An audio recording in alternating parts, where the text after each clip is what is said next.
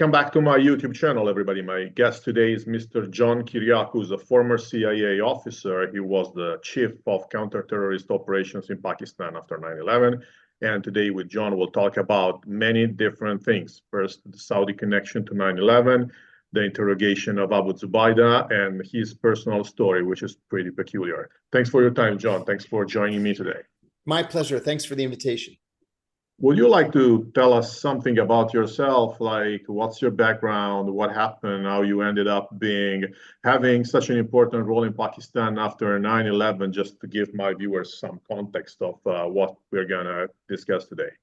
Sure. I joined the CIA coming out of graduate school. I started in January of 1990. I spent the first half of my career as an analyst working on the Middle East, served overseas in that position, learned to speak Arabic fluently.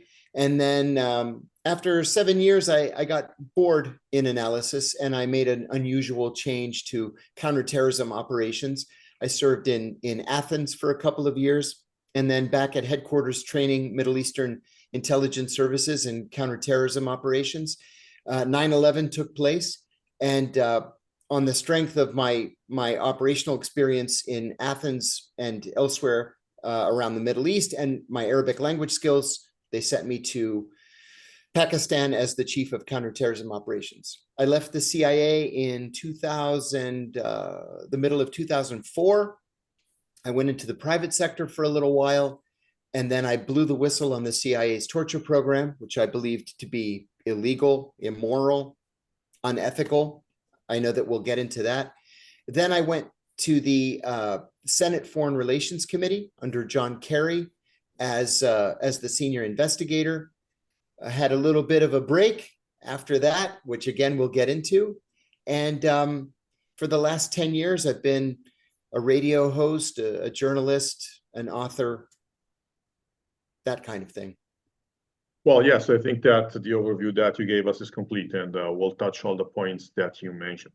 So I think that the most important thing that we will be discussing today kicks off from the kidnapping of Abu Zubaydah, who back then was, if I remember well, the third leader in charge of al-Qaeda.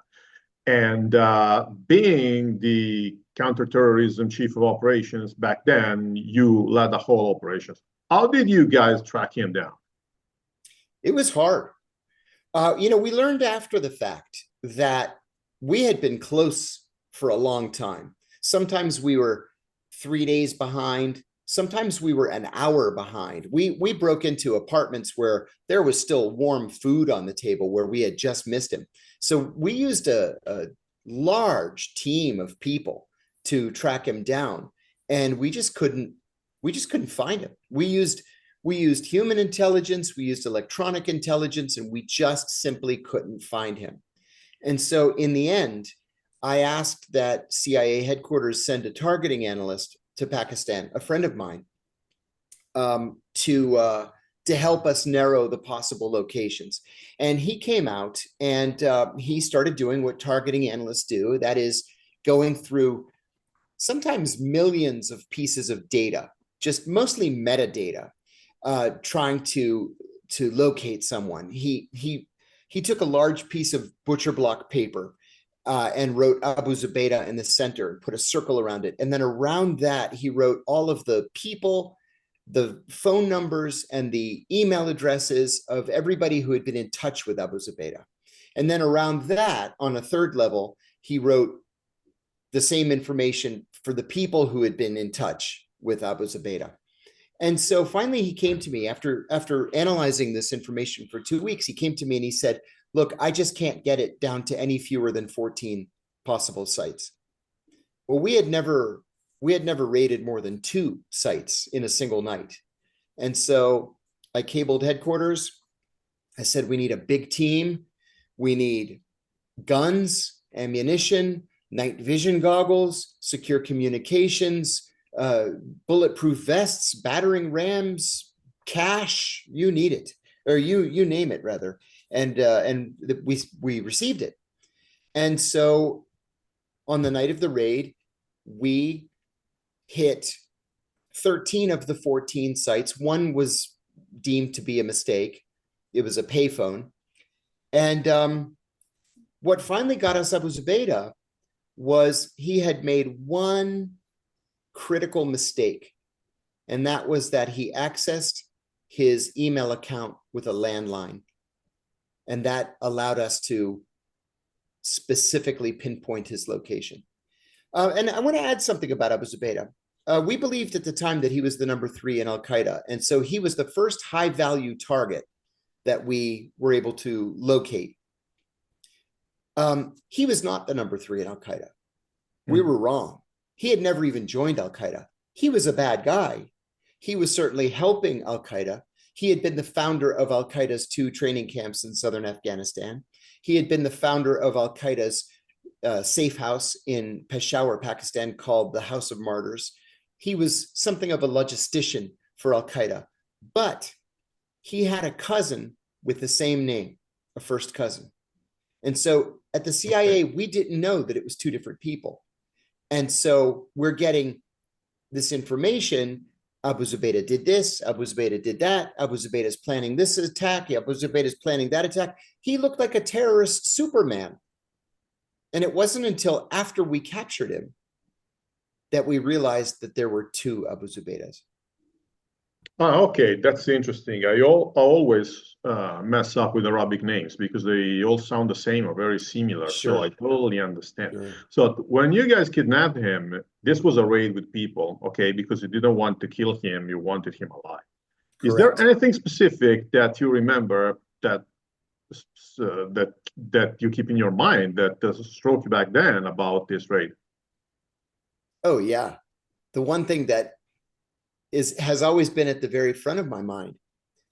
We had a large team. We had 4 or 5 dozen people between CIA, FBI, Pakistani ISI, and Pakistani police. We had maybe 50, 60 people. And I could not have been any more clear in my instructions that we must take him alive.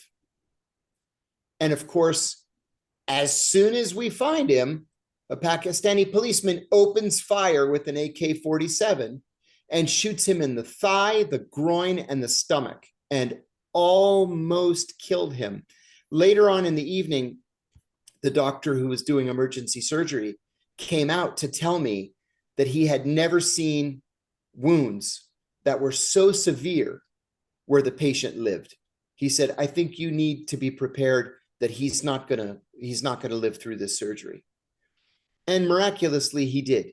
He lived through the surgery, but it was close.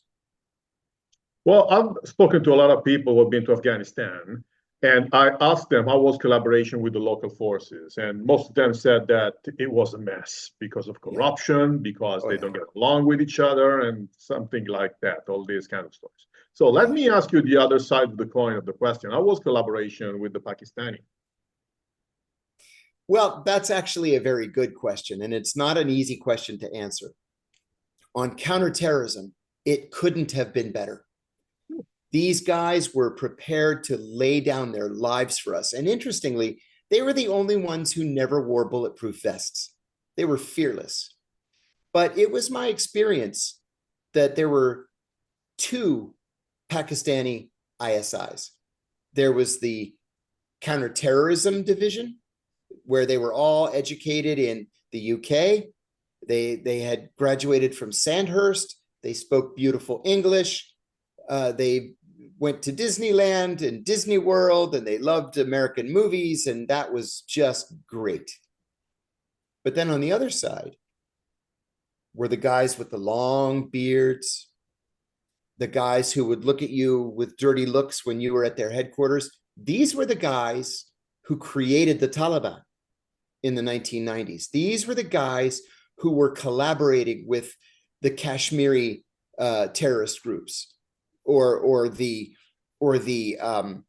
fundamentalist terrorist groups in northern Pakistan, in the Swat Valley, let's say. These were the ones that would just as soon see you dead as they would to flick a fly off of their shoulder. So even though they were all members of ISI, we had to be very careful with who we were dealing. The counterterrorism guys were great. Now, you said something that's also very important, and that's corruption. I had never seen this kind of corruption in my life. There's an old saying at the CIA, it's a joke, but it's true. You can't buy an Afghan warlord, but you can certainly rent one.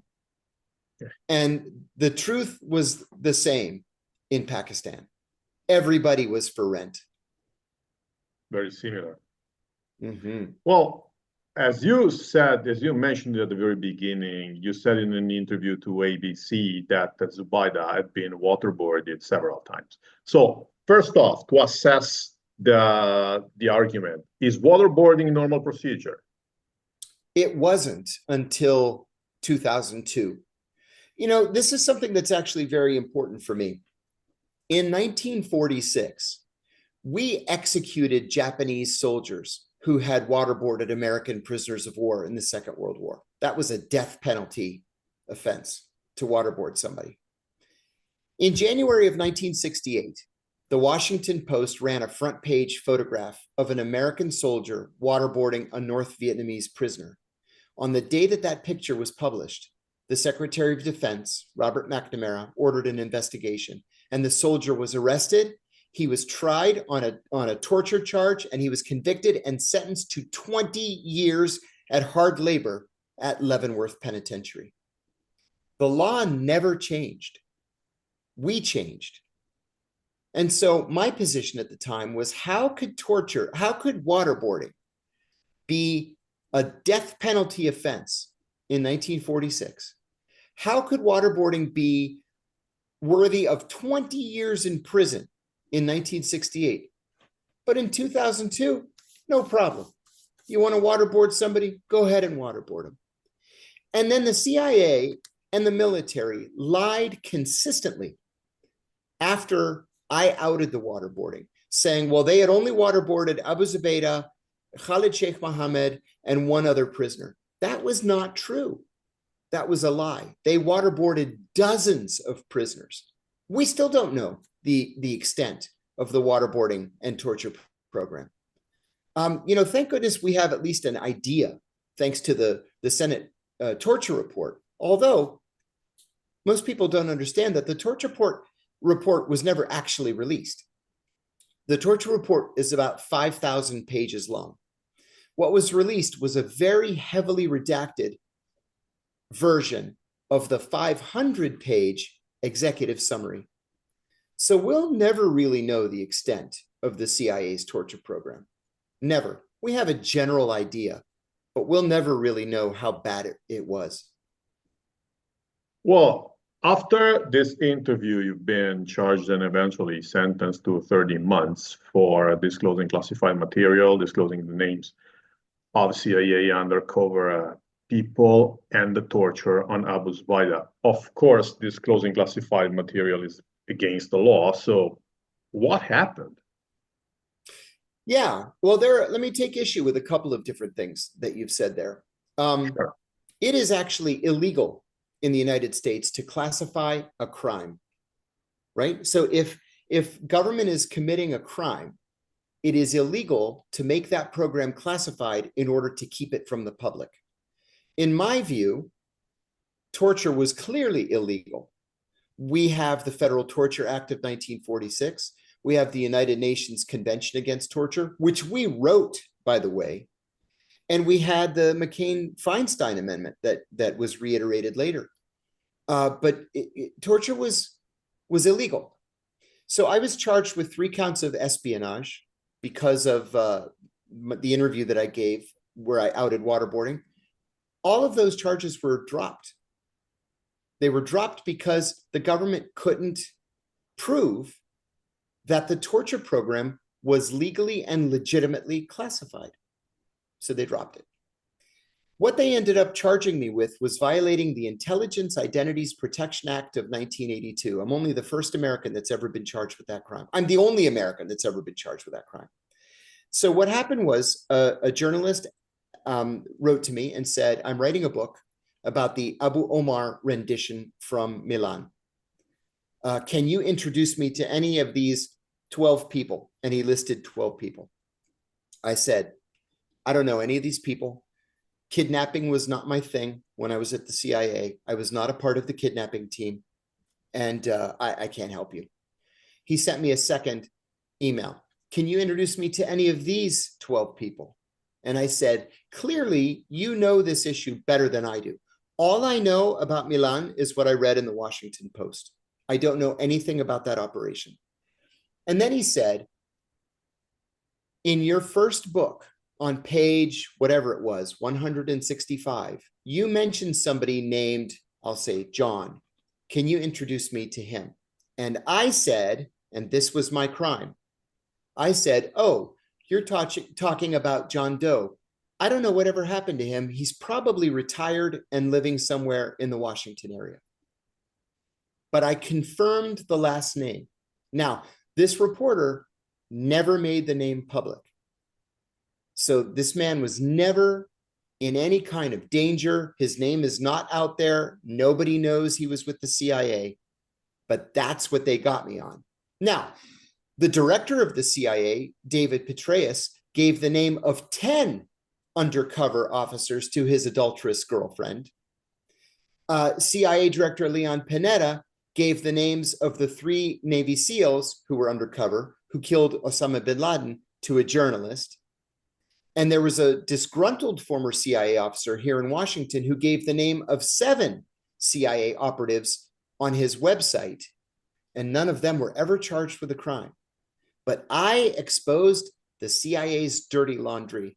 I accused them in every news outlet in the world of committing a crime against humanity. And that's why they came after me. Well, that was long ago. How do you feel now after so many years? Do you feel mistreated? No, yes. I mean, yes and no. Sure, anybody would feel mistreated. I went to prison for 2 years, but I'm so proud of what I did. My children are proud of me for what I did. Senator John McCain got up on the floor of the Senate and said that the American people owed me a debt of gratitude because if I had never exposed this crime, the American people would never have known what the CIA was doing in their name. And so the price has been very high, but I'm very happy with my lot in life. I'm proud of what I did, and I would do it again. So what we haven't discussed yet is what Abu Zubaydah actually said to the investigators. But Right. Before we get to that point, I would like to understand something. How can we trust someone who's being tortured? Because if you torture somebody, that person is gonna tell you whatever you want to hear to make the torture Exactly. stop. So why am I supposed to believe what Abu Zubaydah said? You are exactly right. Listen, any psychiatrist or psychologist in the world will tell you that torture doesn't work because the person being tortured will tell you anything, literally anything they think you want to hear just to get you to stop torturing them. So before Abu Zubaydah was tortured, when he was being interviewed by the FBI, you know, the FBI is very good at interrogations, and they do it in a way that's been successful since the Nuremberg trials, where they sit across the table from you and they offer you an orange or a cigarette or some dates or some paper to write a letter to your mother, and they establish a rapport and they engage you in conversation. And maybe it takes days or weeks or months, but eventually you open up. And what Abu Zubaydah told the FBI, that was actionable intelligence that saved American lives. 2 things. He explained to us the al-Qaeda wiring diagram, which we had no understanding of. We knew that there was Osama bin Laden and Ayman al-Zawahiri, and then we didn't understand anything else about the way that al-Qaeda was structured. And he explained it to us. He explained how there were independent cells in cities all around the world. And he explained us how decisions were made. We had no idea. The other thing that he told us was the identity of a terrorist that we knew only as Mukhtar. Mukhtar was, of course, a nom de guerre.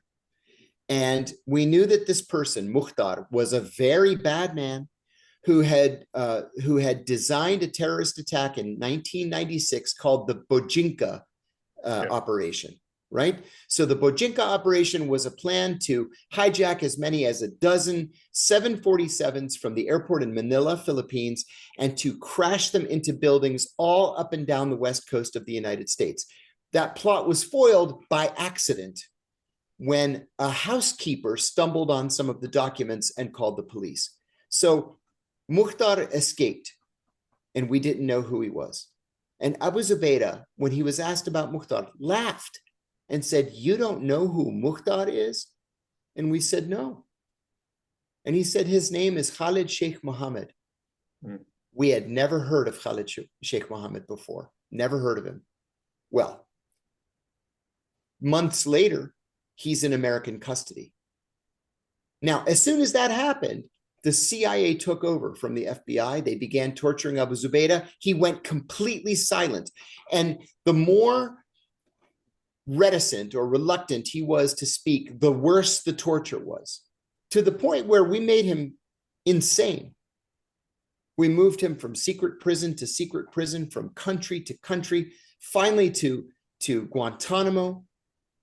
And we ruined him. We ruined his brain. He'll never be released. And we know, thanks to a footnote in the Senate torture report, that the CIA says he will never be released. And when he dies at Guantanamo, he's going to be cremated and his ashes will be thrown into the sea. So the CIA pretty much destroyed their source with their own hands. That's exactly what happened. Well, there's something weird also that happened. In 2005, the CIA announced that they had destroyed all the interrogation tapes. Why did that happen? And again, is this normal procedure? It's not normal procedure, but I can tell you exactly why it happened. It happened because it exposed crimes against humanity. So here's what happened. The CIA normally does not tape torture sessions or interrogations, but this torture program was so new that they thought they could use it as a teaching tool, as a training tool for new torturers. The White House General Counsel at the time, Harriet Miers, told the head of the CIA's Counterterrorism Center, Jose Rodriguez, do not film the torture. And he filmed it anyway. And then when word got back to the White House that it had been filmed, she said, "Do not destroy the film because it shows a potential crime."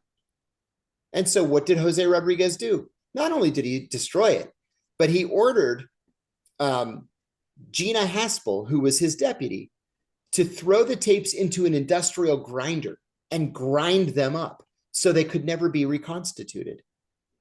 Now, what would happen if a normal person, if you or I looked at these tapes, and we worked for, let's say, the Justice Department or the International Court of Justice or the International Criminal Court or the United Nations or even Amnesty International? This is clearly a crime against humanity that is being carried out, and they're filming it. It's like, you know, the Germans used to document all of their own war crimes and crimes against humanity during the Second World War. Well, the CIA was doing exactly the same thing.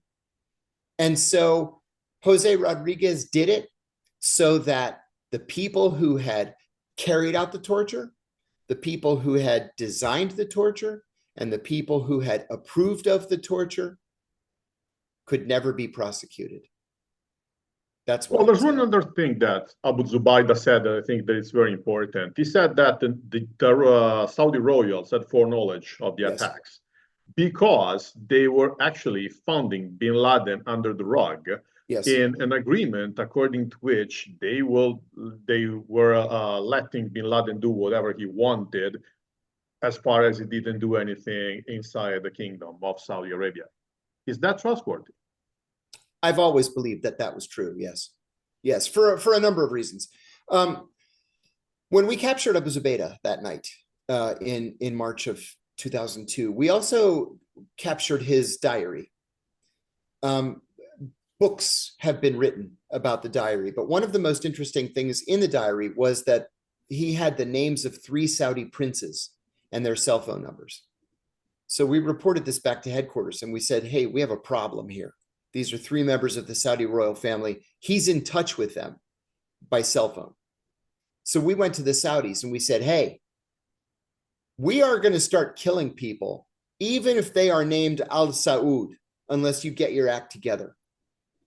Within 1 week, all 3 of those Saudi princes were dead. One of them was said to have died following stomach surgery. He was 43 years old. One of them was involved in a 1-car crash in the desert. And one of them died of thirst while on a camping trip in the desert. Okay, that was 2002. Then we learned later that the Saudi embassy in Washington transferred $50,000 in 2001 from an account controlled by the wife of the Saudi ambassador to the United States, Prince Bandar bin Sultan Al Saud, to an account controlled in Los Angeles, to an account controlled by one of the co-conspirators of the 9/11 hijackers. Why in God's name would the Saudi ambassador's wife be sending $50,000 to the 9/11 hijackers? They've never answered that question. The third point, immediately after the 9/11 attacks, the then Crown Prince of Saudi Arabia, Crown Prince Abdullah Al Saud, he later became the king, went to Crawford, Texas, to President Bush's ranch to talk about 9/11, counterterrorism, all these different issues. He brought an entourage with him. One of the members of the entourage was recognized by the FBI as being a collaborator with the 9/11 hijackers. Now, he had diplomatic immunity, so we couldn't snatch him. But we went to the Saudis and we said, we either want you to turn this man over to us right now so he can face charges related to 9/11, or get him out of our country. And so he immediately left for Saudi Arabia, and the Saudis have never allowed us to interview him in Saudi Arabia, right? And the fourth thing is, after 9/11, we were able to trace millions and millions of dollars transferred from the Saudi royal family or from the Saudi government through Saudi NGOs to al-Qaeda and more than a dozen other terrorist groups. So that's a long way of answering your question and saying the Saudi government was involved in 9/11, the Saudi royal family was involved in 9/11, and none of them have ever paid a price. Well, you're the first person who has been to Pakistan I talked to, and there's a piece of the whole story that I cannot really understand, because according to Abu Zubaydah, there was also a high-ranking Air Force officer, a Pakistani officer by the name of Mushaf Ali Mir. I have to read it because I didn't recall it by heart. Who was part of the agreement between bin Laden and the Saudis, but what is the role of Pakistan in this story? I cannot put the pieces together. Yeah. I don't know if that allegation is true, but I've heard it for the last 20 years, 22 years. It rings true to me. It sounds true. And it comes back to that idea that there was this wall down the middle of the Pakistani intelligence service. So on the one hand, you have these wonderful counterterrorism people who were all educated at Sandhurst. And then on the other side, you have these criminals whose jobs are to fund and to arm and to train terrorist groups, including al-Qaeda. And let me add another thing. One thing that many people don't understand is that there is a very deep love between Pakistan and Saudi Arabia, to the point where the city where we captured Abu Zubaydah, Faisalabad, was named after King Faisal of Saudi Arabia because he had given so much money to Pakistan to develop it. So Pakistanis have this deep love of Saudi Arabia, and the Saudis are very generous, but they're generous many times in the wrong areas. For example, instead of building schools, they build mosques. Instead of building hospitals, they send plane loads of Qur'ans. And instead of building water treatment plants or power plants, they send money for weapons and ammunition and training in various camps. So this is a problem really for the United States, where we've allowed ourselves to believe over these many, many years that the Saudis are our friends. And they're not our friends. They're our enemies. And it was always my view that we should treat them as enemies. Well, let me get to the main point here. That is, why did the Saudis do something that weird or that evil? I think that we have multiple options here, because it can either be corruption, like al-Qaeda infiltrated the Saudi government, or we can have like a sort of mixture in which somehow the Saudi royals had to let the terrorists do something to placate themselves, to placate them and prevent a revolt against the government of Saudi Arabia itself. Or we have another option I've heard from former FBI special agent by the name of Mark Rossini. You probably know him because he's very famous, who believes that maybe the Saudis were actually trying to recruit the 9/11 hijackers as sources. Therefore, they didn't mean any evil, but they were trying to do their job. And probably the guys that were tasked with this were not too smart, and they underrated the threat. What do you think? I think all of those scenarios are true. I think they all play a role. You know, my first overseas tour with the CIA was in Saudi Arabia. And I maintained relationships with several Saudi diplomats. One of them told me later on in the late 90s that one of the reasons why he was so strongly anti-democracy for Saudi Arabia, he said democracy was the last thing that they wanted in Saudi Arabia, because if they had an election in Saudi Arabia, Osama bin Laden would be elected president. So part of the problem wasn't necessarily that the senior most members of the Saudi royal family loved al-Qaeda or Osama bin Laden. I think that they were afraid that the average Saudi loved al-Qaeda and Osama bin Laden. And so they had to try to walk this fine line where they can steal the country's wealth and drink wine and smoke marijuana and have sex with women and go to, you know, London and Paris and Monte Carlo and Los Angeles, Beverly Hills, and live the good life while appearing to be pious Muslims to their people. And so I think it was this combination of things that many members of the Saudi population are fundamentalist, true believers. They hated the United States, or they hate what the United States stands for, or at least they did in 2001. And they were perfectly happy when 9/11 took place.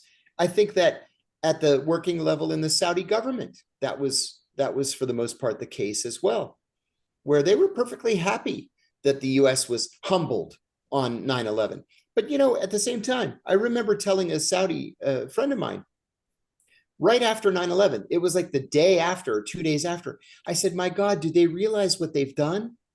Do they realize this is going to result in the deaths of millions of people? They have no understanding of what they've done. And I said something to Abu Zubaydah too, when he was laying in the bed. I said, he told me that he didn't want to attack the United States on 9/11. He wanted to attack Israel, but that he was outvoted. And I said, listen, you're not the victim here. There were 50,000 people in those towers. Like, what did you think was going to happen? Did you think we wouldn't try to hunt you down like an animal? Did you think we wouldn't try to find bin Laden and kill him and bring him to justice for this? You live in a dream world. I said, we're not going to stop until you're all either dead or in prison. You seriously underestimated us on this. And in the end, that's exactly what happened. Absolutely, that's what happened. But apart from what Abu Zubaydah said that we discussed, the evidence is overwhelming, because we have a dry run funded by the Saudi embassy in Washington. We have many things going on. For instance, we have a team of Saudi agents in California, Yes. helping out the hijackers. And Yes. in a few months, I'll be going to LA, and I want to go see that restaurant where Omar al-Bayoumi met the two terrorists. Yes. So how come the U.S. government is so unwilling to investigate what happened and blame the Saudis? That's beyond me. You know, that's really the most important question. The evidence against Omar al-Bayoumi and the people that he was working with is overwhelming. It's overwhelming. Now, he has pretended to be stupid over the years. He can't remember anything. He met those hijackers by accident. They were just happened to be in the same restaurant. It's all nonsense.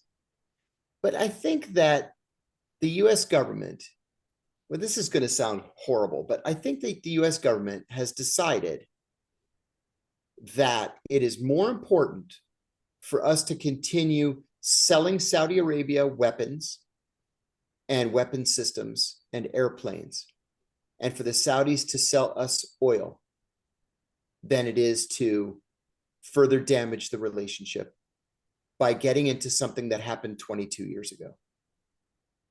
That's awful, but I think that's realpolitik. Yeah, that's criminal. It is. But I agree with you. Well, John, many thanks for your time. I think that we discussed the whole topic in a very great detail, and I think that you gave us a very unique angle. Thank you. The pleasure was mine. The Pakistani angle was never covered, at least on my YouTube channel and blog. Therefore, many thanks for your time, and thanks for your explanations today. Thanks very much for having me. It was a pleasure. Thanks everybody else for watching this, and see you all next time. Bye-bye.